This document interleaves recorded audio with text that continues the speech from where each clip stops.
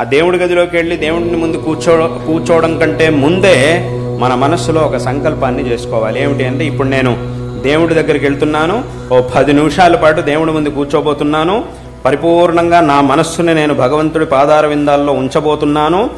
ఈ 10 నిమిషాల్లో ప్రపంచం ఏమైపోయినా సరే నేను దాని గురించి ఏమైపోదు, వాస్తవంగా ఏమైపోదు, ఏమవుతుంది, ఏమీ అవ్వదు. కానీ ఏమైపోయినా సరే, అంటే మీ సంకల్పం ఎలా ఉండాలి అని చెప్తున్నా. ప్రపంచానికి ఏమీ అవ్వదు, ప్రపంచానికి ఏమవుతుంది, ఏమీ అవ్వదు.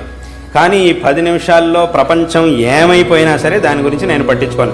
నిజంగానే అంత మునిగిపోయేంత పరిస్థితి కనుక వస్తే ఏ దేవుడి ముందు నేను కూర్చున్నానో ఆ దేవుడే చూసుకుంటాడు, ఆయనే దీన్ని చూసుకుంటాడు.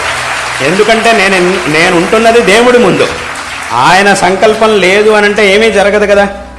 కాబట్టి ఏదైనా జరగాల్సి ఉన్నా కూడా ఆయన సంకల్పం. కాబట్టి నిజంగా జరగాలి అని కనుక ఆయన సంకల్పం ఉంటే నేను కాదనుకున్నంత మాత్రాన అది ఆగదు. కాబట్టి నిజంగా ఏదైనా జరగాల్సింది ఉంటే అది ఎక్కడున్నా జరుగుతుంది. నేను దానికోసం ఎంత ఆలోచించినా అది ఖచ్చితంగా జరుగుతుంది, దాన్ని ఎవరు ఆపలేరు. కాబట్టి ఈ 10 నిమిషాల పాటు మాత్రం నేను ఏ విషయాల్ని ఆలోచించను.